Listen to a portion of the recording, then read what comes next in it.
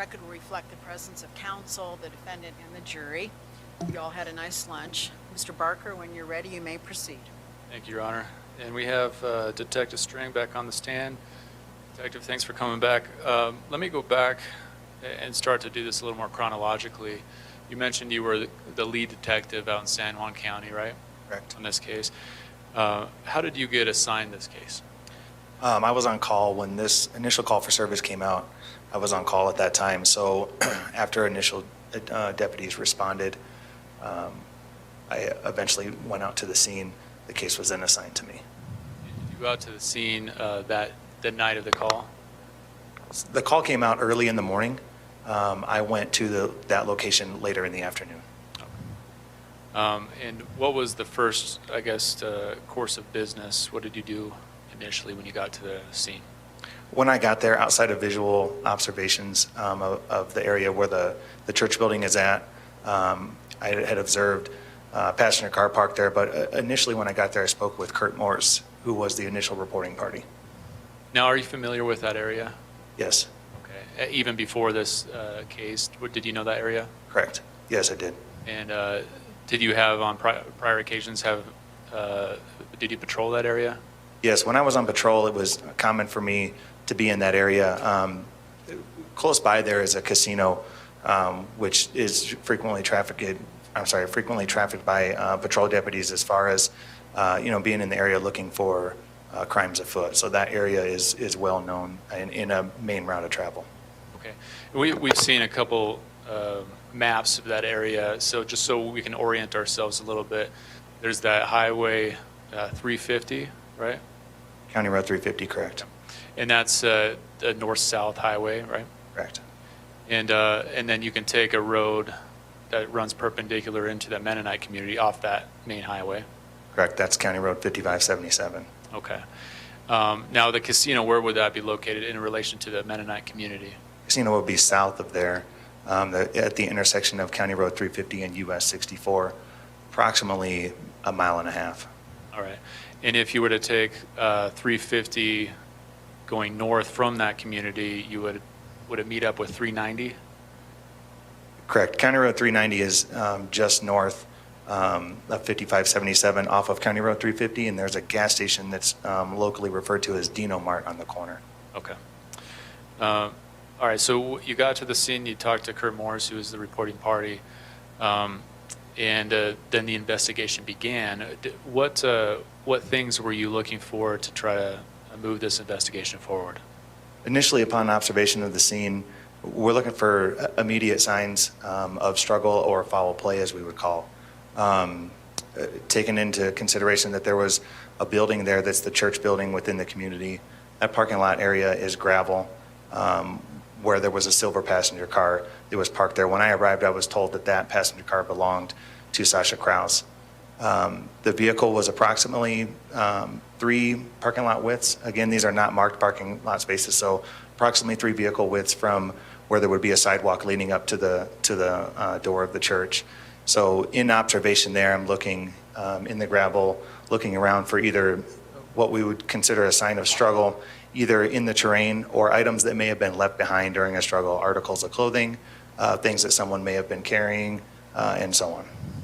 So let's talk about the church first. You went in the church and investigated that area? Correct. At one point in time, I did go in the church with Mr. Morse. And was there anything that stood out to you? Any signs of struggle or anything that seemed out of place? There were not. The church was very neat and orderly. Let's talk about the car. You said it was parked in that first parking lot, or the upper parking lot, rather. Anything about the car that stood out to you? No, not initially. Okay. Was the car unlocked when you went to it? Yes, the vehicle was unlocked. The vehicle that I'm speaking about is a silver in color 4-door passenger car. And did you find keys in the car at any point? Yes, and when we decided to look in the vehicle at this point in time, under exigence of trying to find out if we can gather anything immediately to help us further the investigation, the the doors were opened for primary observation.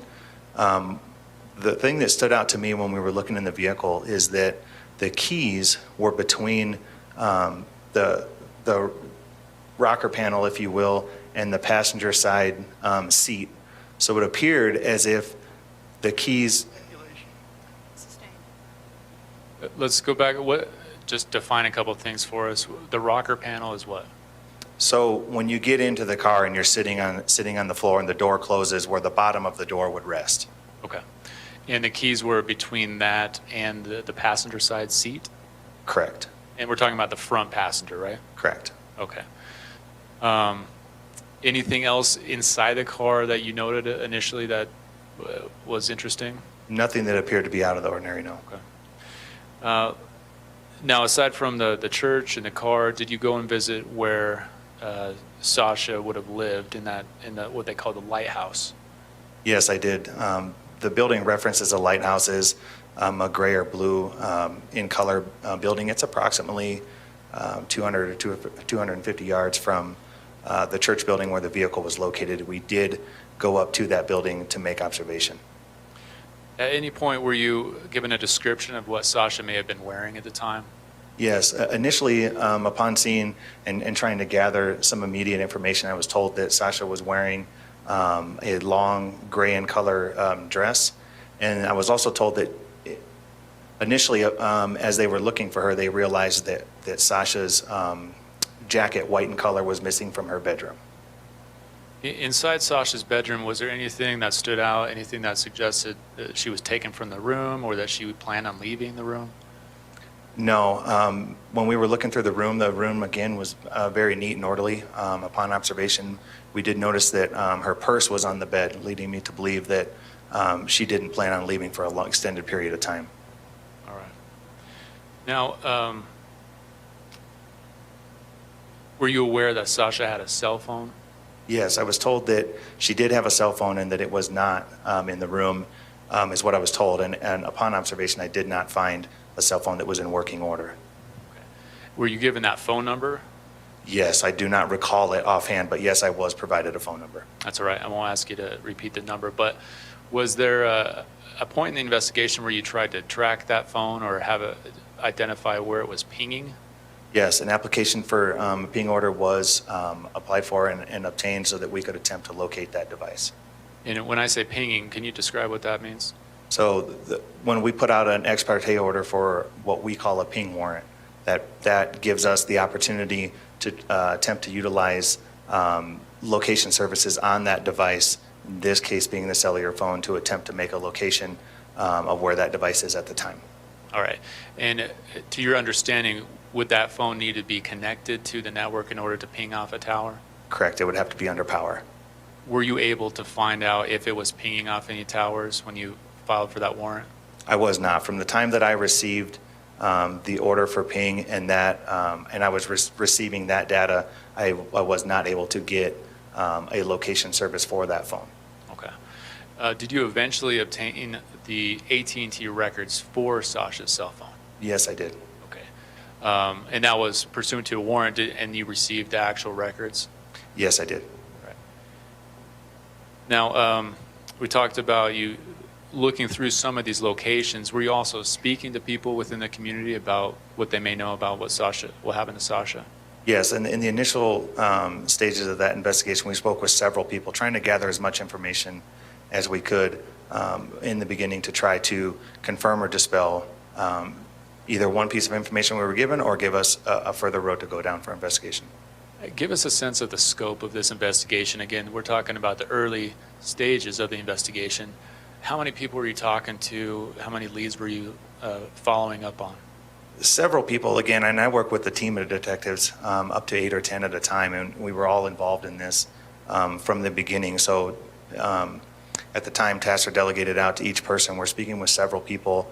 And then on top of that, we're receiving, as the investigation in the initial stages goes on, we're receiving several different anonymous tips that we're needing to follow up on. So but in the grand scale, I have approximately 8 or 10 people helping me work on this together, and very exhausting. The amount of work that was put into it as far as following up on those leads, whether they seem to be minor at the time or major at the time, trying to follow up on that to confirm or dispel whether that is something that we can use to further the investigation took several hours and days for the team of detectives to work through.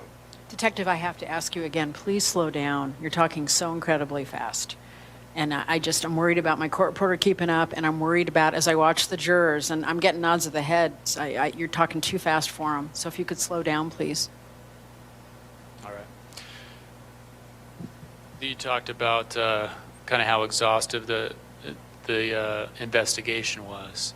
At some point, did you simply just have to say, well, we don't have any further leads or suspects at this point? Yes, at one point in time after we had gathered as much information, surveillance statements, and so on, took the time to follow up on that information to the best that we could with what we had under the circumstances. We did come to the point where investigation efforts were exhausted with what we had to work with. And at that point in time, we had no further leads to follow up on. And give us a sense of that time. When was that decision kind of made that we've done all we can for now? Without an exact time, I would say roughly for about a solid month, we were working pretty steady on that case. And within that time frame, we did, 3 to 4 weeks after the initial call, we got to the point where we had exhausted what we were able to work on at the time.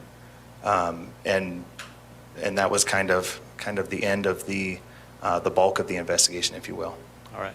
I skipped over one part, but there was a part of this investigation where you were looking into the car and doing some forensic work on the car. At least someone on your team was doing that. Is that right? Correct. Okay.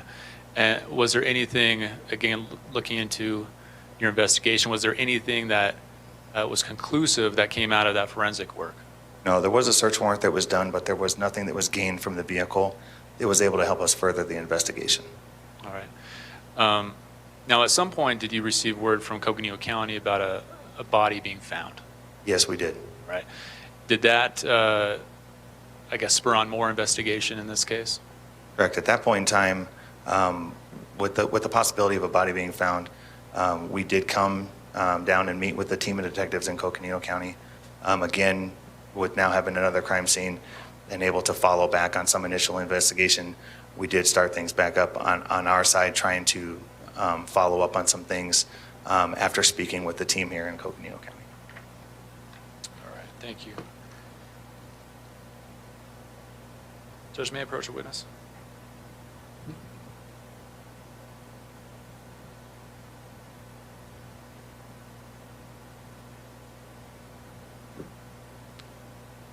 Sorry, let me just have one moment.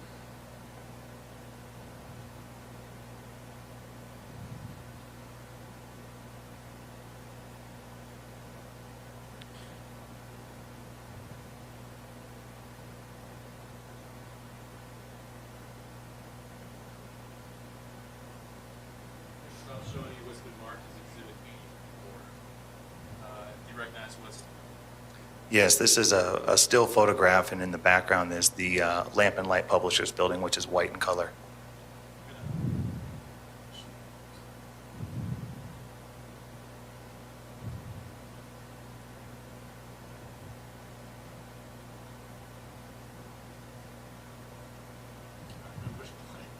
Push play on Exhibit 84.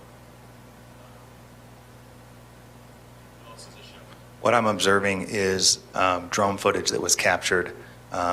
This footage encompasses the community at Lamp and Light. Exhibit 84. Objection. No. 84 is admitted. And permission to publish, Judge? Permission granted.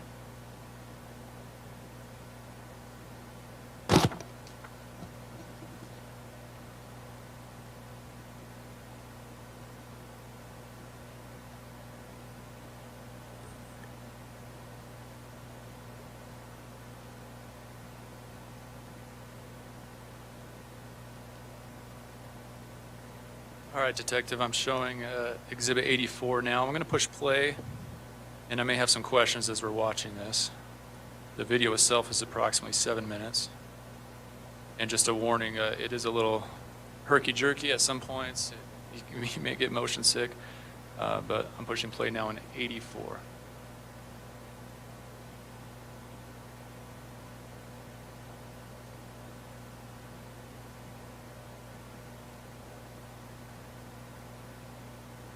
All right, we're going to have to kind of narrate this. Detective, right in the foreground there, what do we see? Right in the front there is the Lamp and Light Publisher building. The white building contains items that they use for the process, and the building to the left is where their office and their bookstore is at. All right, and we're moving along a route that seems to follow a road. Which road is that? Correct. That road runs directly west off of 5577. All right, and then now in the foreground, there's another building. What is that building? The building that you're seeing in the center of the photo now is the church that is part of the Lamp and Light community. Let me pause it right here. You can see now, it's about 52 seconds, you can see a couple different parking lots, and describe which ones those are. The parking lot where you see the vehicles and the what looks like a storage shed on the bottom is what has been referred to as a lower parking lot. In the top side of that picture, so west of that church building, you see those two big trees there. There's another section of gravel there that would be the upper parking lot. All right. Now, this drone footage was not taken at the time. Is that fair? Correct. This is after the fact. This is clearly, the trees are green, there's grass here. What other differences do you see here in this community from the time that you were there? So if you notice as the drone was coming up from east to west, it was coming up the driveway, if you will. There's several light posts along that driveway, and now there are very bright lights that light up this entire community. At the time that this call initially came out, those lights were not in place, and it was very dark there initially.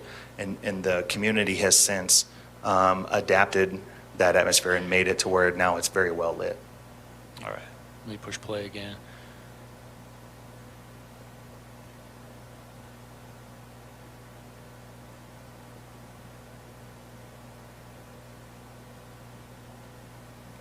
We've heard reference to this community as a compound, but just to confirm, is there any fencing or wall that blocks in this community? No, there's not. This community is open, and there's actually several places where you could drive in and out of it. All right. Now, this building here in the foreground, what is this building? This building right there is referred to as the Lighthouse. The Lighthouse is where Sasha's room was at. There are several other girls that live in that house as well. There's an open door there, if we can pause it, just at the bottom level. And what door does that enter into? That door that is open on the bottom is the entrance to the bottom level of that house. When we initially responded to this scene, that's how we accessed this building.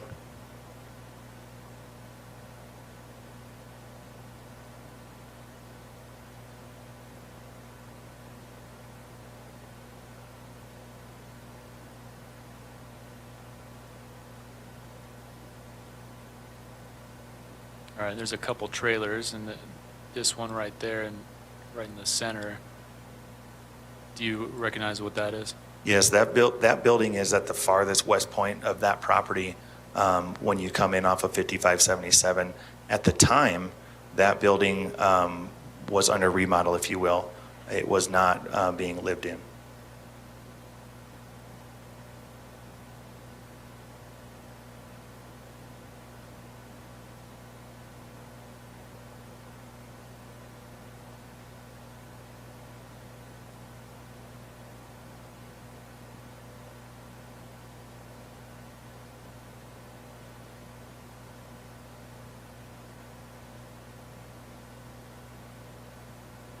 All right, now we're facing east, is that right? Correct. Okay, and there's a couple roadways kind of going north-south up here on the top of the screen. Can you identify what roads those are? The first roadway that you would come to that's running north and south is 5569. At the very north end of that, it's 55690. Further to the east is County Road 350 that runs north and south as well.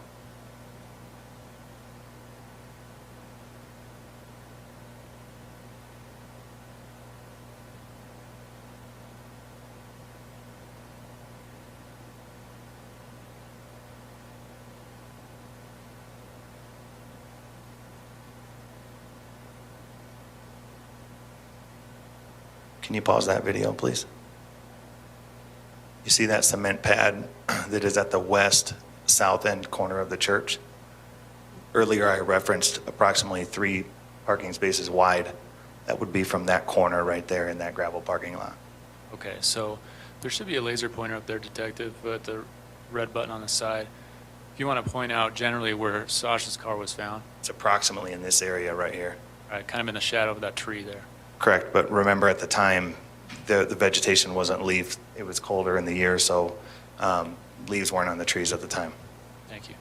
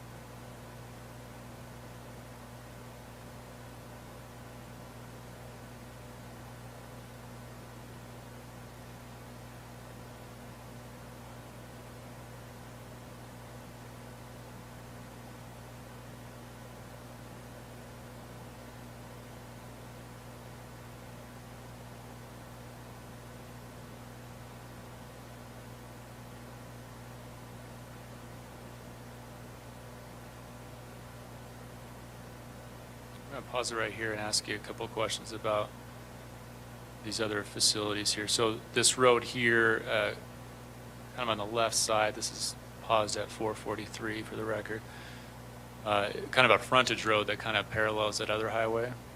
Which Correct. road is that again? That road is 5569. It runs north and south parallel to County Road 350. Now, if you took this road going north, so I guess the opposite way here that we're looking, would it meet up with highway or Country Road 390? Correct. It meets up with, at the very north end, that road is identified as 55690, and it connects into County Road 390. And what about going south? So the way we're facing here, what would it connect up with? That road at the south end intersects with US 64, which is the main highway that runs east and west through that area. All right, and then this other road farther to the left here on the screen is 390. County Road 350. 350. Runs north and south. 350, okay. And again, this would also connect with 390 up north, right? Correct. There's an intersection to the north with 390. Now, following this road down a little bit, the road we're seeing here facing south, there's a facility, some buildings down here to the right of that roadway. What is that? That's an oil field location that's, I would say, approximately a half a mile from the community. All right. Push play again.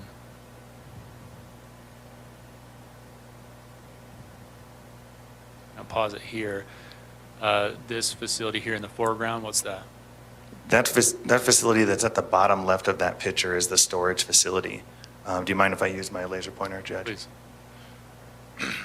This building that's right here, that building right there is where the surveillance camera that we referenced earlier is mounted, and that camera orientates to the east down this road right here, which is 5577.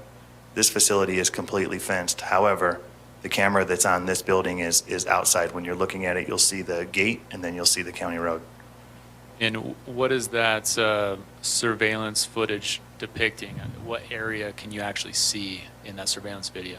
When you're watching that video, if I was to approximately draw it, it's a rectangle shape about this size right here.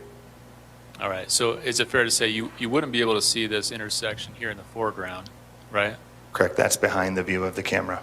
Okay. And it would stop close to where a car would either turn right or turn left at the Country Road 350. Yes, that's correct. All right, let me push play again.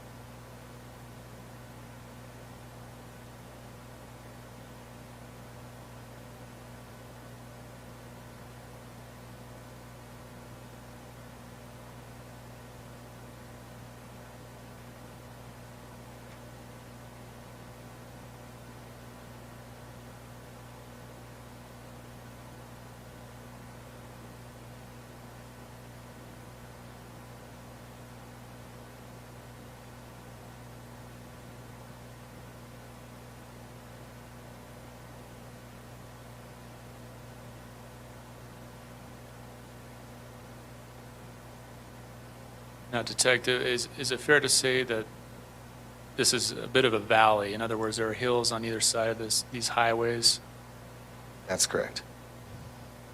And we'll see if we turn around here.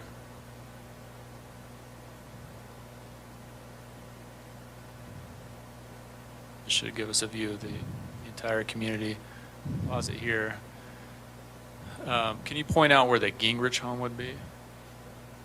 The Gingrich home is, so this right here is County Road 5569. This building right here is the Gingrich home. All right.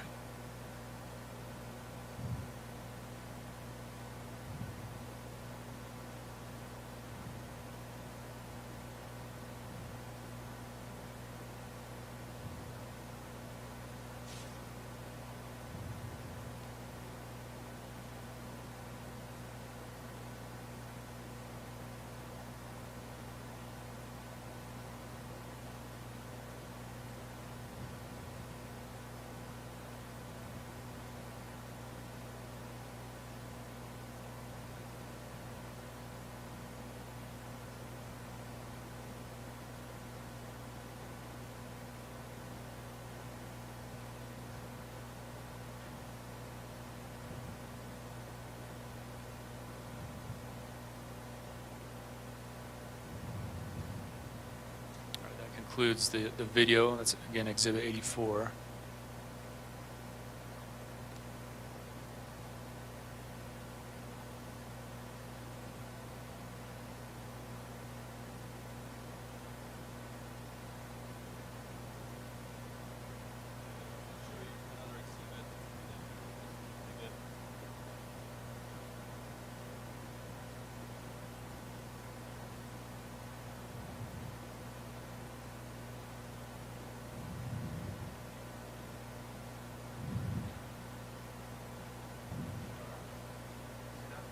Yes. Yes, the vehicle in the center is the silver vehicle that I referenced earlier. The vehicle that is on the right is Samuel Kuhn's vehicle, a minivan, and the white minivan I do not recall at this time. But according to your reports, the only vehicle parked there was this one of them. Correct.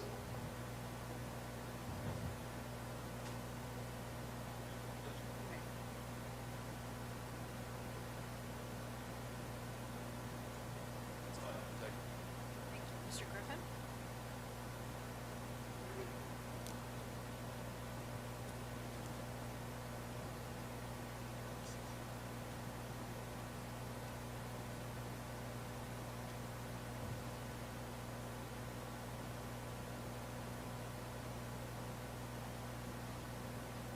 Good afternoon, Detective. I'm Bruce Griffin. I'm counsel for Mark Gooch in the Flagstaff. Good afternoon. No questions for you. I've asked counsel to back up the zone to the very end of that, if we could, to about 6.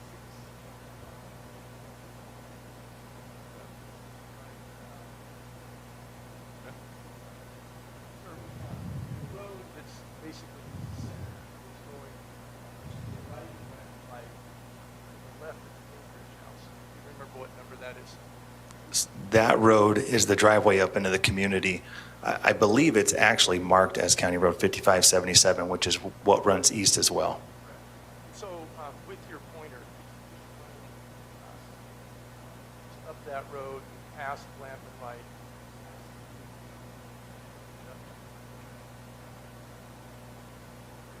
Now, let me ask you, if you were fleeing the church, would the most direct way out of there be to be coming back down that road eastbound? There's several egresses out of that community. Direct. Yes, would be to the east. I mean, just as you just trailed up, coming straight back down to the east, correct? Correct. Start up at the church. You would come straight down that road, follow me down the road. I wouldn't come this way, but I could say someone may choose to come this way. That's correct. That is a very direct way through the center to get out. Is that correct? Correct. And that would be if you were heading out instead of up toward the top of the hill there. That would be eastbound if you were leaving, exiting. correct? That's correct. Now, I want to, that would be the end of that. Thank you.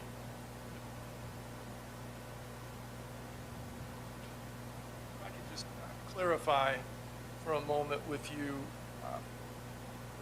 for investigation, if there were maybe segments of that, and see if I can clarify that. So initially, you're the on-call detective, and you ultimately become the lead detective. Is that correct? That's correct. And as you've told us, all hands on deck kind of situation, 8 to 10 detectives and officers working with you on this case initially.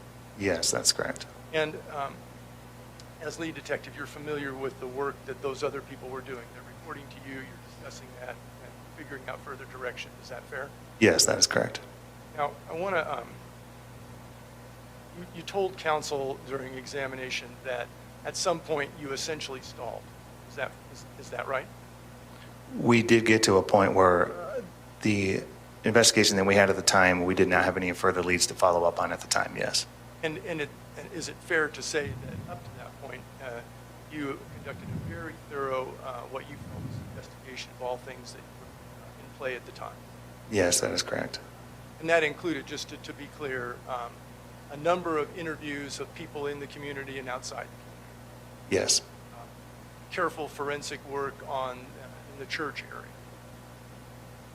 Dusting for prints, looking for things like that. There were observations made in the church area without a direct sign of foul play. However, there was not a significant amount of evidence gathered from the church building. We'll talk a little bit more about that. But in addition to that, careful analysis of Sasha's vehicle. Yes, that's correct. Forensic work in that regard, looking carefully for evidence, correct? Correct. Thorough review of her room, Yes. then other buildings that she may have been in, Lamp and Light, other ones, correct? Yes, that's correct. Now, during all of that, is it fair to say that while you developed leads and investigatory leads, nobody ultimately, as you used the word, was a suspect at that point? Is that fair? That's correct. Now, during the investigation that you conducted, did you get to a point where you had some concerns about vehicles that may have been seen during the relevant period of time associated with Sasha's disappearance? In the beginning of the investigation, there were several vehicles that were brought to attention that were possibly seen within the community. So I want to talk about a white colored, referred to perhaps as a hatchback. Do you recall that vehicle? I do recall mention of a white vehicle, yes. We've had testimony from a lady named Esther Schrade. Do you remember Esther? Yes. Esther is one of the people that identified a white vehicle in the area at the relevant time period of Sasha's disappearance, correct? Yes, that's correct. And by relevant time period and location, do you agree, sir, that that would have been a vehicle seen either near the Gingrich house or between the Gingrich house and the church? Yes, that was what was given in her statement. That would have been on that road that we just discussed when we were looking at the drone video. Yes, in that relative area.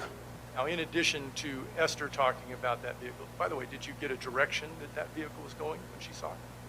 The way I recall the statement is that the vehicle was observed and then she went outside to attempt to see it again and did not see it.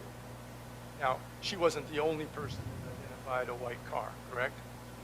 Correct. There was other mentions of a white vehicle. One of them being Eldon Stoltz. Jackson calls for hearsay. I'm not asking exactly what he said. I'm just. Speaking of objections, I know. Big world. I'm going to object to foundation then. World. So, did Mr. Stoltzville identify a white car as well? That conversation I do not recall. So you're not privy to that? If that statement was taken by a detective, I would have to refer to a report in order to gather that. Do you remember a search warrant affidavit prepared by Detective Vicente? Yes, She was working with you, correct? correct. You reviewed that search warrant affidavit with that refresher recollection? Yes.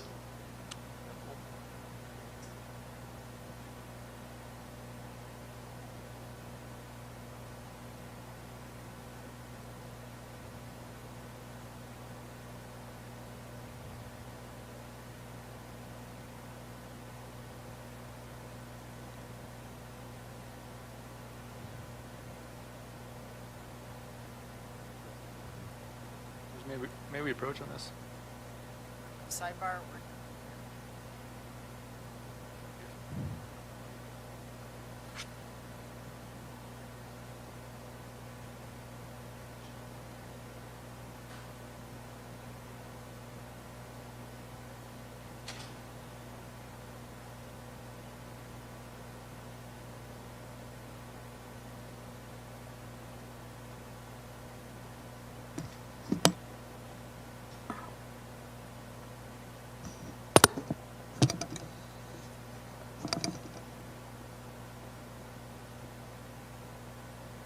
You may proceed when ready, Mr. Griffin.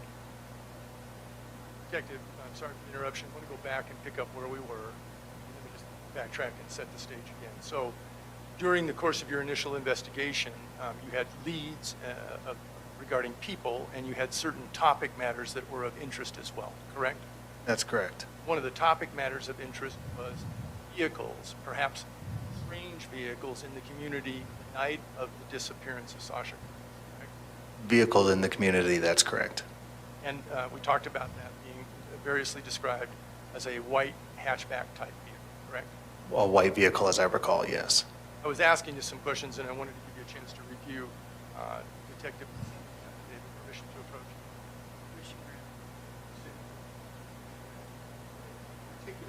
Bless you.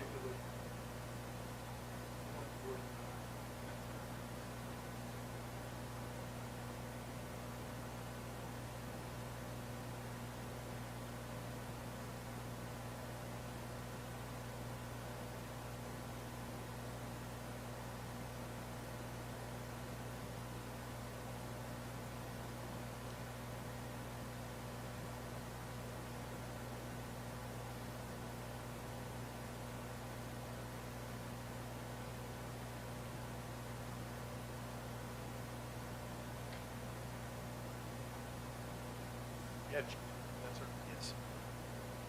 Does that refresh your recollection as to the name Elvin Stoltzful? Yes.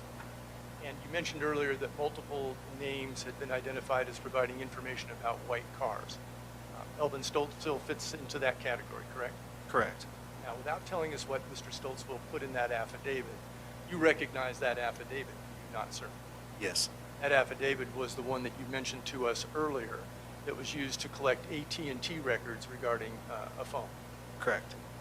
So, and we talked about the way to get in and out of the community from the church down. In addition to information provided by multiple people in the community regarding observations of a white car at the relevant time of the disappearance in the relevant area, did you have a chance to further review video footage from a surveillance camera that contained an image of a white car?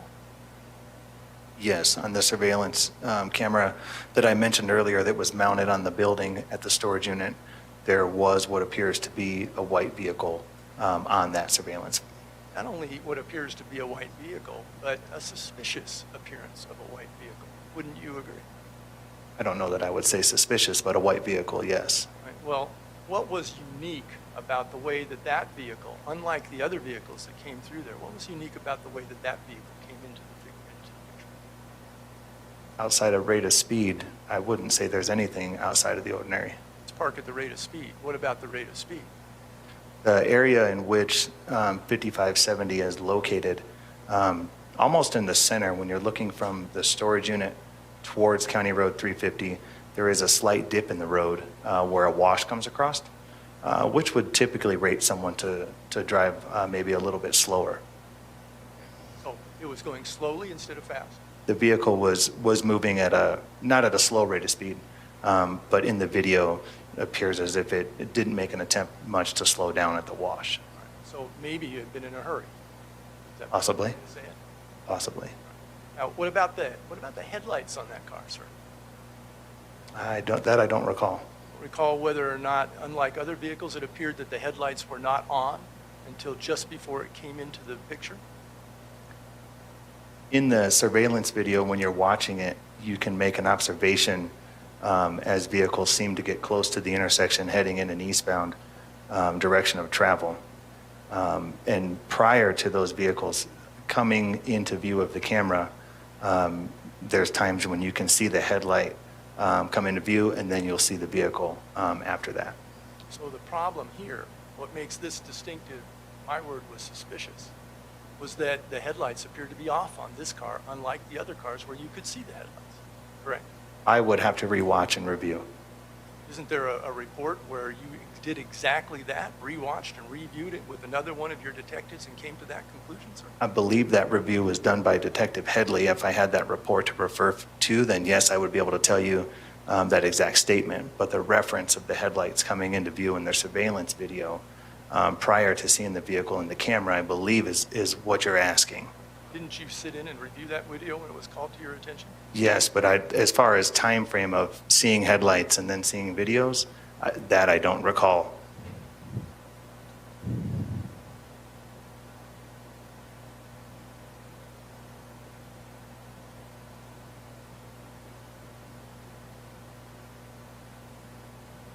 What was the ultimate resolution of the white car? Did we ever lay claim to or ownership of or identification for that white car?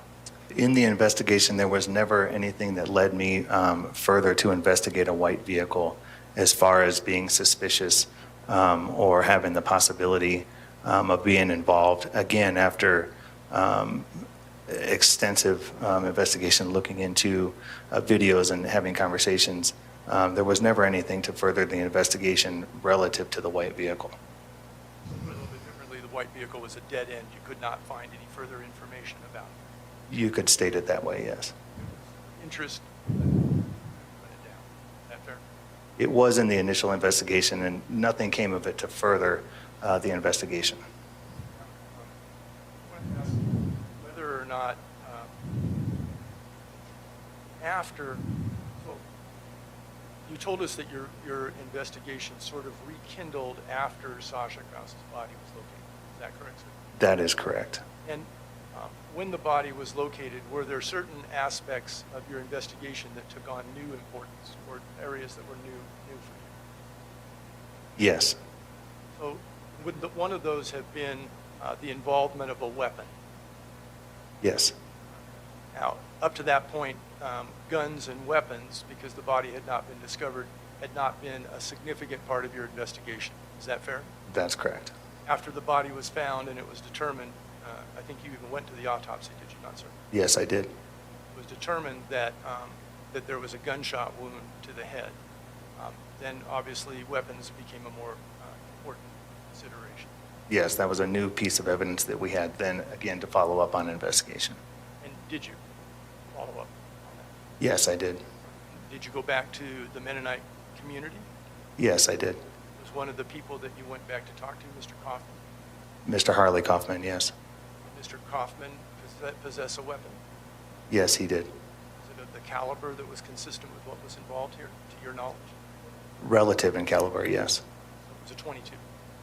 The rifle was a .22 Magnum. So was that seized as evidence, sir? Yes, it was. Submitted to the crime lab? I don't believe after the rifle was collected, it was entered into evidence, and I believe that swabs were taken of the rifle and then submitted. About ballistics testing done on that weapon, sir? There were 2 rounds. When I collected that rifle was in a gun safe. And if I remember correctly, there was 2 different brands of ammunition, and 1 round each of each brand was collected to be submitted with that firearm for the potential that we may need that later on in the case to do comparisons. Do you know whether a comparison was ever conducted, sir? Not to my knowledge. Do I misrecollect, or when you collected that weapon, did you find it, unlike others that were there, to be non-dusty, to use your word? My initial observation inside that gun safe, there was 2 other firearms in there that had a visible layer of dust that was on them. This rifle didn't seem to be in the same condition. I would reference that as time, as if it had been there as long. And then that rifle was collected. And do I misrecollect, clarify if I do, wasn't there a box of shells for that long rifle that was missing just one bullet? There was a box of shells that was missing 1 round of ammunition, There was also 2 magazines, and one of those magazines, which is what would contain the ammunition in order for that firearm to be discharged, one of those magazines contained only 1 round. In addition to being now concerned with the discovery of the body about weapons, did there also take on a new concern regarding duct tape? Yes. Tell the jury why that was. The reason the investigation took place for follow-up on duct tape,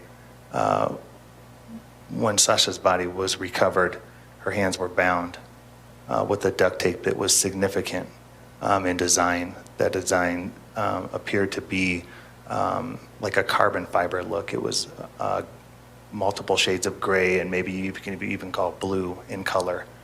So at that point in time, our follow-up began in our area to see if that product was sold locally. We were not able to find a store locally where that product was sold. But you did determine, correct me if I'm wrong, you did determine that that product was sold for some period of time, that graphic design duct tape, at Walmart. Correct. Were you ever able to determine any suspect having acquired duct tape in connection with your investigation? I was not, no.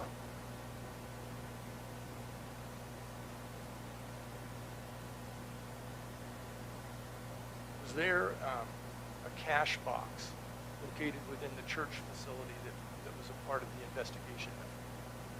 Yes, initially on the investigation, if you recall the photographs of the church, on the front side of the church where those big trees were that are now in that video were in leaf, the main entrance to the church building is there. It's a set of double doors. When you go inside of the church building, just to the right, there at the time, there was a table there. That table contained a cardboard box that had a small slit in the top of it, as if you could reference this Kleenex box. It was a box and had a slit in the top of it.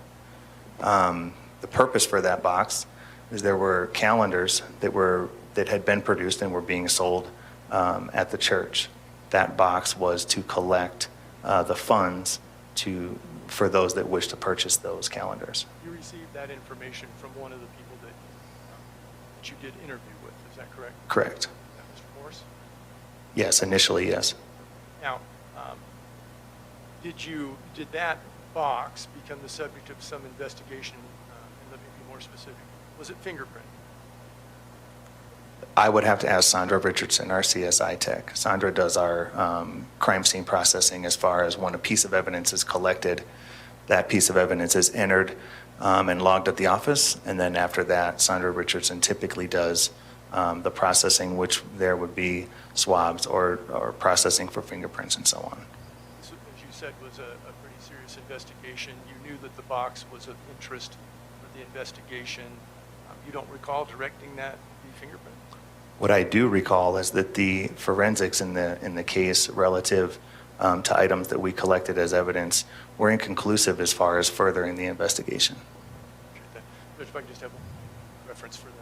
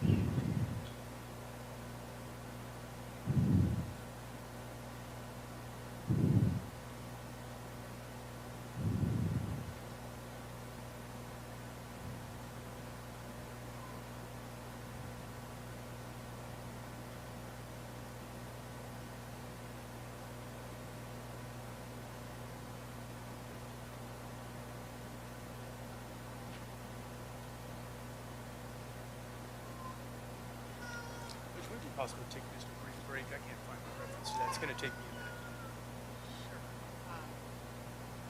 Not a full-on recess, but I'm going to need a minute or two to track down the reference. So we're just, counsel, will you approach for a moment?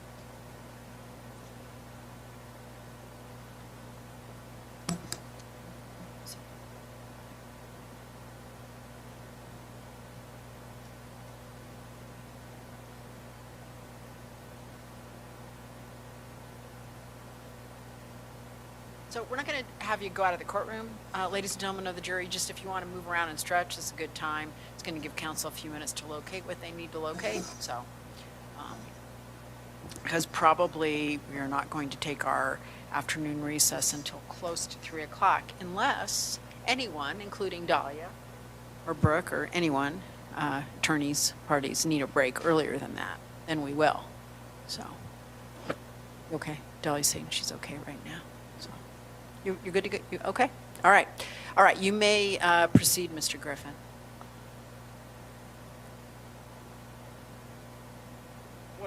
I had asked you questions about whether you had a chance to review a video of this white car. Do you recall that line of questions, sir? Yes.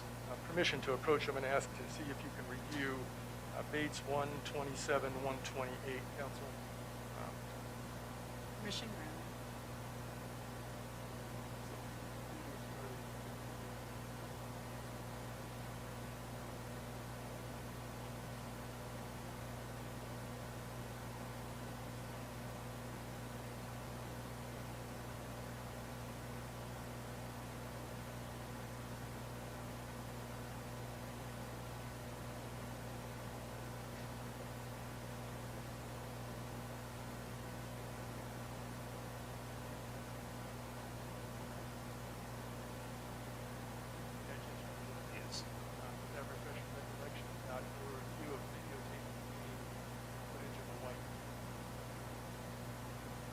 Yes, I believe this narrative is from Detective Headley. It speaks about the observation in the surveillance video that I talked about from the storage unit and not seeing headlights prior to a vehicle then coming into view on the camera headed eastbound.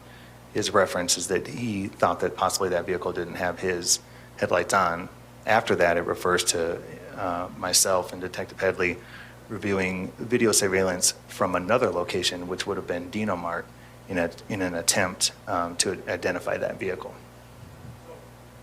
So, white vehicle, if you were trying to picture yourself in the dark of night, the vehicle, turning the headlights off would be one way to do that. Possibly, yes. So, bottom line is that video corroborates identifications by other people of the white vehicle in the area at the relevant time. And the time on that video was what, sir? The jury's benefit.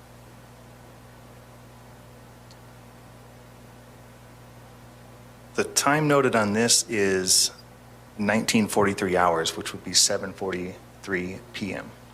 Exactly the time that's needed for disappearance. It was within a relative time frame, yes.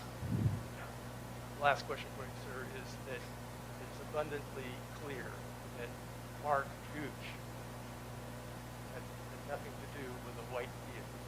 Do you agree with that? The vehicle that I know him to own and possess is not white in color. Mr. Parker. Is this one yours as well?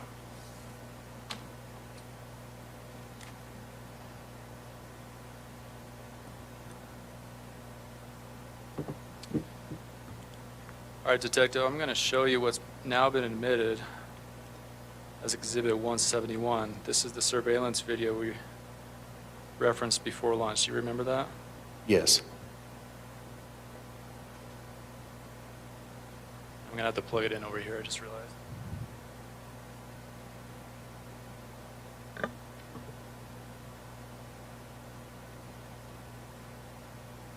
Sorry again, counsel, which exhibit is this? It's 171, the surveillance video that was admitted. Yes, you may.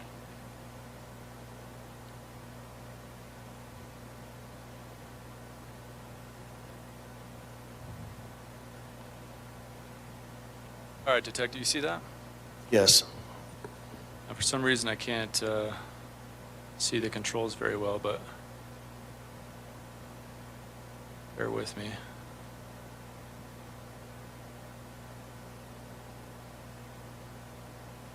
All right, let's start at the very beginning of what's referenced at the top left corner, camera 1, January 18, 2020 at 7 p.m.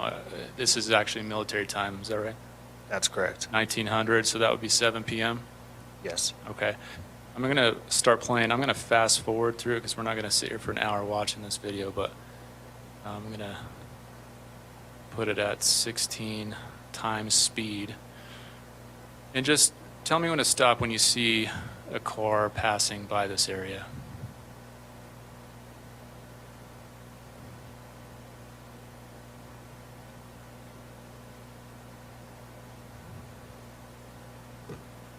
Stop. Sorry. There will be more. Okay, let me back up.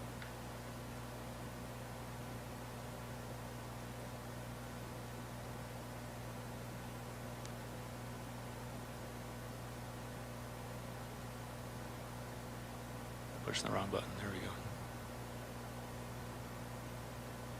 All right. So here's one. This is at 7:05 p.m. Is that right? It's hard for me to see that screen, but It is hard, and I wish I could make it a little bigger. I'm not sure how to do that. If you need to judge with permission, could the witness come down just so he could see that screen a little bit better?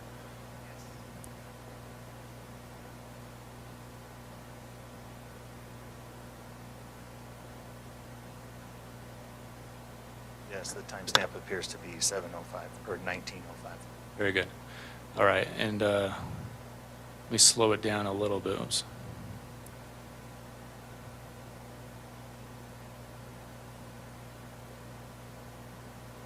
All right, let me bring that back as the car, and it appears the car is entering that area of the community, right? All right, now this is normal speed, and this is not fast forwarded, correct? Okay, and really difficult to tell what kind of car that is. Is that fair? All right, there's a headlight glare in the camera. All right, now let me fast forward some more. Again, same question or request is just stop me when you see either a car leaving or coming.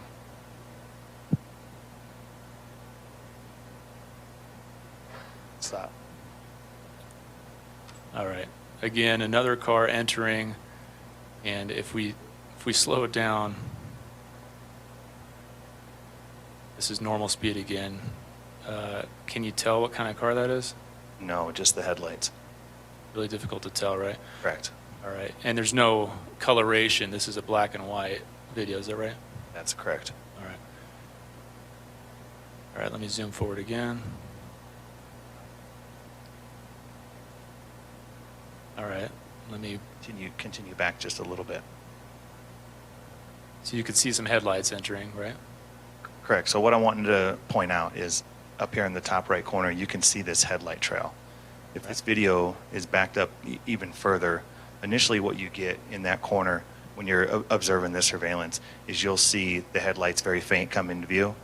They'll get brighter as they were there, just like that, and then pretty soon you'll see this vehicle come into the frame.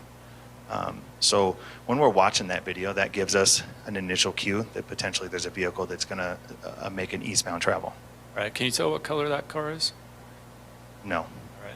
Hard to say. All right. That's at 7:09 p.m. Let's keep going forward here.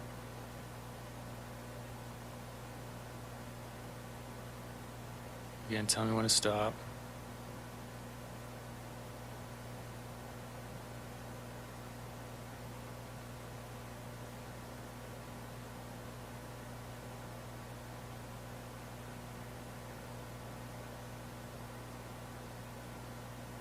Stop.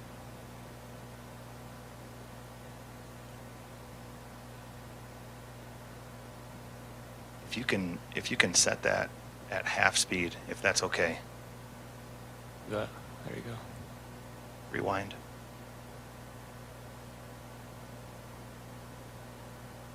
On this vehicle, you're going to notice that the headlight, earlier I was pointing out that the headlight view was up here in the top right corner.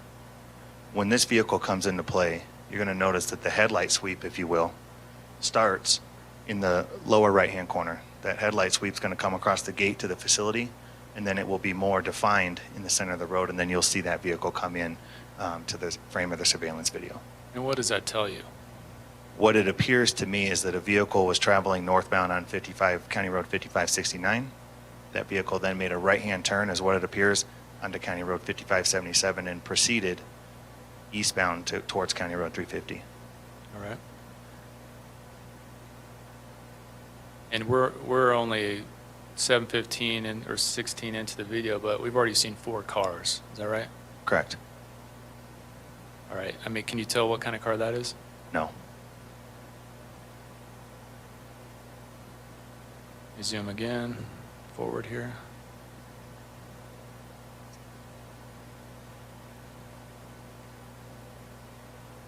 All right, let me do it in real time here. Oops, too far. All right, another car, is it entering the community now? Correct. This vehicle will be going westbound towards the entrance to the community. That's 7:17 p.m., right? That's correct. Can you tell what kind of car that is? No. Color, make, nor model.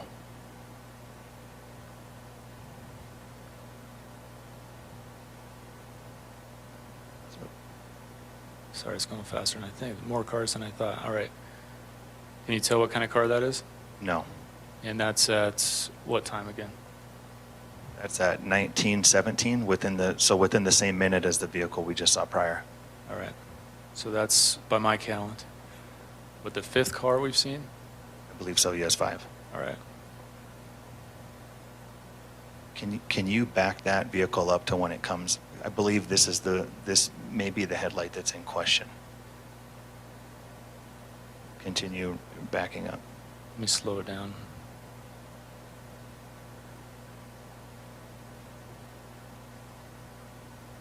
So that vehicle, if this video is played back and played at quarter or half speed, what you may notice is that prior to this vehicle also appears to make a slight sweep to the right of the headlights, if you will. But what you don't see defined is in the prior video, even when the vehicle made that you could see that headlight sweep down here in the bottom, was very definite. If this video is played in a slower than first-hand time frame, you may notice that you'll see a slight sweep, and then the lights are very definite. Let me play it for you, Detective. This is Right here, you had nothing, and then you can see that sweep. This may simply be the difference in either vehicle make or model or headlight power, if you will. But again, with the video, you can't tell vehicle make, model, or hardly even or even color. Right.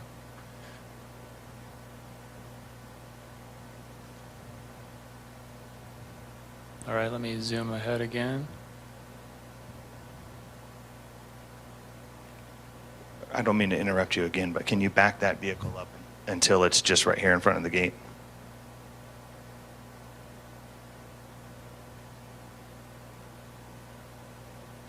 There you go. Just play in normal time. What you'll notice is right up here, you'll see these reflectors. Right there, there's a dip in the road. If you watch this vehicle's traveling right through the dip. What you don't observe until after the dip in the road is a brake light, indicating that someone would be attempting to slow down. Keep in mind, approximately maybe 30 yards past that dip is the stop sign to County Road 350. All right. So let me just make sure I understand. Are you saying that this car was driving without headlights at some point? Not without headlights. We could see the headlights in there. However, we didn't see the headlights in this video as quickly or as definite as we did in the other times. And I think I heard you say that it could just be the intensity of the headlights, could be the make and model of the car that's accounting for that variation, right? Correct. There's multiple variables that may lead into that. All right, and that was again at 7:17 p.m.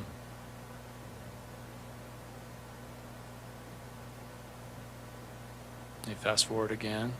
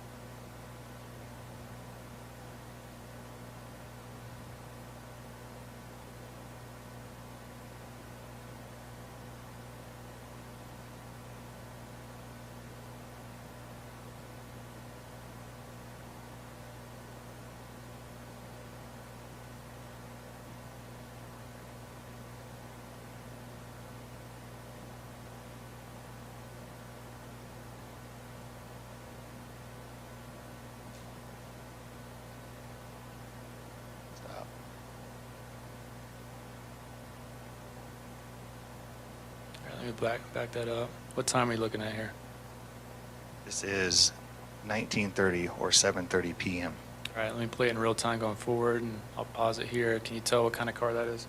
No. All right. That's entering the community at 7:30.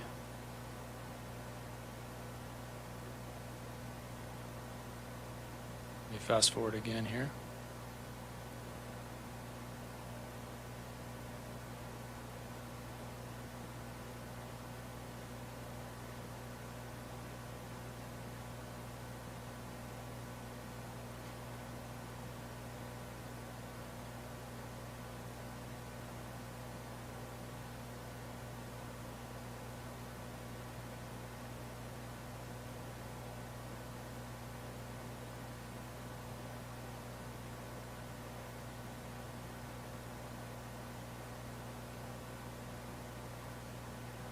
Stop. What time are we at? This is 19:43 or 7:43 p.m. Can you tell what kind of car that is? Oops, sorry, wrong way. I can't tell what kind it is. It does appear to be of a lighter color. All right. I'm playing in real time. You see headlights? See the brake lights there that appear to come on just before the wash. If you Let me back it up.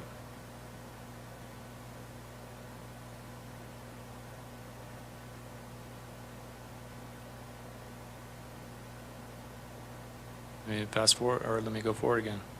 and then Can you you see tell, the- detective, if that car had lights on or not? I can't tell. I can see the headlights leading into the frame, and then I see the vehicle coming into the frame of the surveillance. Is it possible that this car was turning left onto that road? Yes. Is it possible that the deputy that wrote that report was completely wrong and that that vehicle had its lights on the entire time? Yes. Let me play it one more time.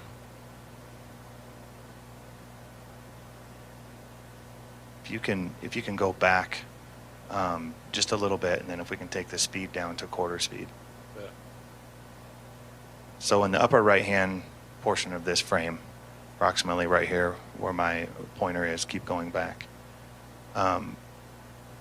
What the question would be on the left-hand sweep is, when we had a vehicle that came in here, what appeared to be northbound on 5569, and make a right-hand turn onto 5577, now headed eastbound. We were able to see that definite sweep, as we have a large portion of the surveillance camera that captures that area. On the top left-hand corner of this area right here where my laser pointer is, there's a dirt parking, like a pull-off, if you will, on the side of the road. Pretty significant in size. You could put multiple vehicles there. When this light comes into play, what you may notice when the lights come in, rightfully so, abruptly into the time frame, it does appear as if they are coming from the top side of this picture more towards the center, which may indicate a left-hand turn from a vehicle that possibly would have been heading southbound on County Road 5569 and then making a left-hand turn onto County Road 5577, now orientated in an eastbound direction. All right, thank you. Let me do it in real time so we can see. And tell me if you can tell if there's a high rate of speed here as it's exiting. This is real time.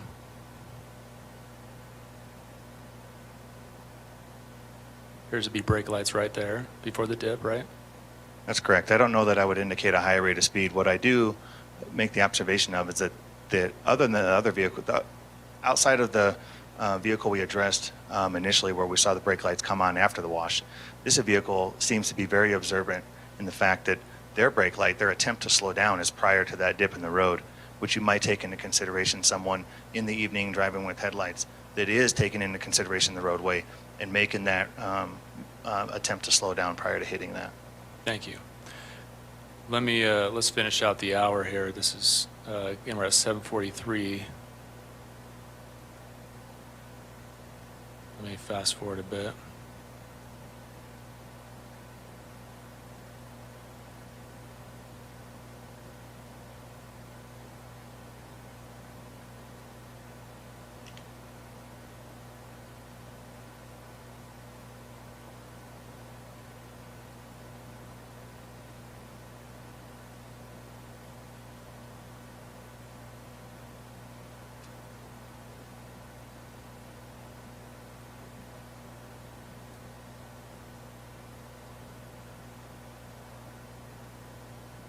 Stop. Time were we at? 1949 or 7:49 p.m. Right. Can you tell what kind of car that is? No. All right, let me zoom again forward.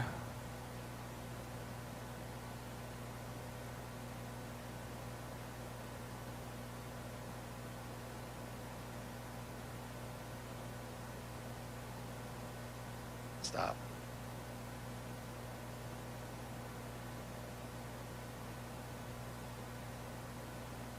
Can you tell what kind of car that is? Cannot tell make or model, but it does appear to be lighter in color. All right, and what time are we at? This is 1951 or 7:51 p.m. All right, let me finish out the hour here. Zoom ahead. Oops, sorry.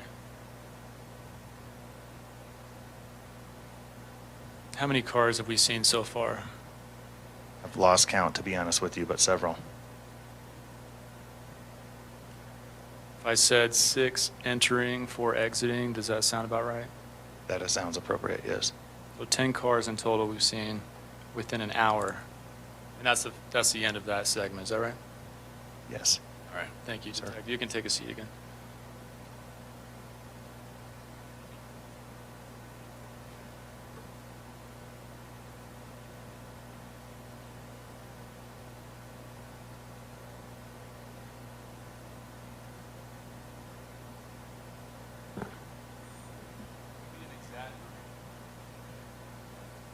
Not very good. No. Quality? Yeah. No. Okay. You can't tell really what kind of cars we're looking at, make and model. Correct. Very difficult to see colors since it's a black and white. That's correct. Right. When you can tell if it's a light color, again, it's hard to tell even what the make and model is, right? Correct. You were asked a couple times about relevant time frame. What would have been the relevant time frame for Sasha's disappearance? Do we know? Relevant time frame that I gathered initially was approximately 7:30 to 7:45. Could it have been earlier? It's possible, yes. How did we determine, how did you arrive at that time frame? So in the initial investigation, the time frame that was reported for Sasha to have went to the church was approximately 7:30 to 7:45. However, I was told that dinner was right around 6 o'clock in the evening. So the last known time frame was 6 o'clock, and then the approximated time frame to go to the church was that 7:30 to 7:45 time frame. All right. And that's taken into account, people are just giving estimates about time, right? That's correct. If Lily testified that she was in the shower around 7 p.m., it's possible Sasha left right after that? It would be relative, yes. Okay. So I think we're all talking about the same hour, though. Is that fair? That's correct. Do you know about what Sasha's cell phone record says about when her phone started heading west? I do not remember the exact timestamp from the phone records at which we were able to observe a westbound pattern of travel. You recall it being before 8 p.m.? I can't tell you a time. I do not recall the time frame, and I don't want to get a time frame on record without being sure. I appreciate that. Thank you. You were asked some questions about some weapons or some firearms that you collected or tried to examine. Is that right? Yes, that's correct. And one of the firearms was a .22 Magnum. Did I hear that right? Yes, that's correct. It was a rifle. And that was from Harley Kaufman. Correct. Why wouldn't you have tested that firearm? What was it about Harley Kaufman that made it seem unlikely? There was nothing about Harley Kaufman necessarily that made it seem unlikely. The reason that weapon and that those different brands of ammunition were collected, again, at this point in time now, the investigation is being undergone by Coconino County Sheriff's Office. The reason that I collected that firearm and those different brands of ammunition is, should they be needed in the future for comparison, they would be available relative to the household one, that Sasha lived in, and two, when I made the observation that it appeared as though one firearm may have been there for a different time frame than the others. Let me ask you a different question. That was a poor question, but is there anything else about Harley Kaufman that made him a suspect or a lead in the case? No. Do you know where he was that night? Harley Kaufman was not present. I don't remember the exact location, but him and his wife both were gone from the residence that evening. You recall that he was teaching at a Bible school out of town? Sustained. Do you recall where he was? I recall that it was out of town, not in the vicinity of the community. Thank you. You were asked some questions about duct tape. It had a pattern to it, right? Correct. Which made it somewhat significant because you would try to find something with a similar pattern, right? That's correct. That pattern appeared to be what you might reference a carbon fiber type pattern that was on that tape. Do you know all the places that sell that duct tape? I do not. To be honest with you, that started as an internet search to try to narrow down businesses that may be in our area because I was not sure, kind of what businesses sold that. Is it possible from your research that someone could have bought it in another state? Yes. Could have had it shipped from Amazon, for instance? Correct. This isn't a unique duct tape, right? No. Mr. Barker, I'm sorry for the interruption. We've been going exactly an hour and a half. I think it's a good time to take a break for the jury and court staff. Counsel, parties. All right, so members of the jury, remember the admonition. Please do not talk about the case with anyone. Do not let anyone talk to you about it. Keep an open mind, and please don't form any opinions about the case. We stand in recess 15 minutes.